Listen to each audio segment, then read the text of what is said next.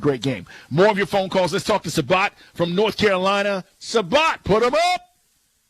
Put them up. What's going on? Carl?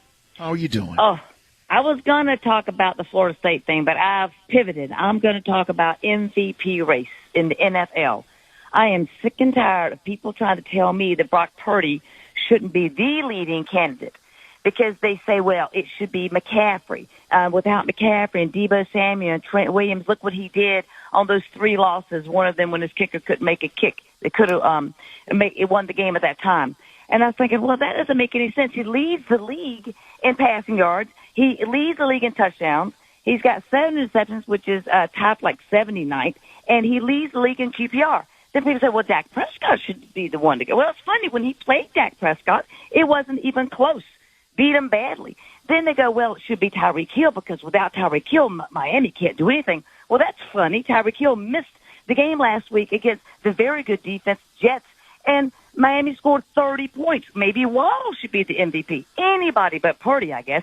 Then they go, well, again, Purdy can't win without the complement of his players. Well, what happened last year in the NFC Championship game? Purdy went 4-4 in the first possession, got injured, and then with said McCaffrey, with Deebo Samuel, with Trent Williams, what did they do against the team that they just killed with Purdy? They lost to the Philadelphia Eagles. So don't tell me that Purdy isn't the MVP. I'm tired of people giving people accolades and rewards based on who they are instead of what they've done and what they've accomplished. I'm so sick and tired of this. Don't tell me what I'm seeing isn't true. I go by what I'm seeing. Brock Purdy right now is the MVP of the league. And again, Dak couldn't even beat Buffalo. He can't beat a really good team. So there's no way Dak should be MVP. And that's what I got to say. Thank you, Carl. This is 2 calls in a row. This is incredible. Sabah is on one. She's absolutely right.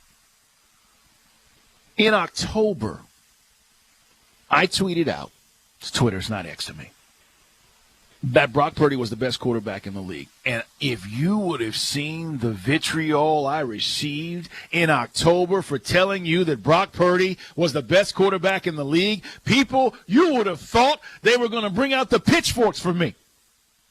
You are absolutely out of your mind, Dukes. Put him up. This guy is crazy.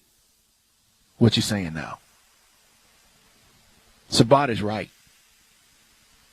The reason why you don't want to give Brock Purdy his props is because you see him as Mr. Irrelevant.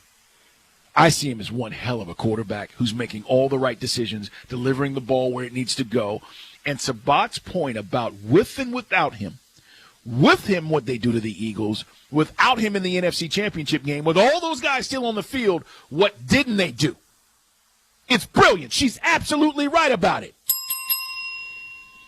Let's talk to Kevin up next on CBS Sports Radio. Kevin in Maryland, put him up. Put him up. What's going on, Kevin? Merry Christmas, my brother. You too. To the ladies with the very nice voice and the passion about football. I love it. I'll give Brock Purdy his props. That man can throw that football around that football field and get it done.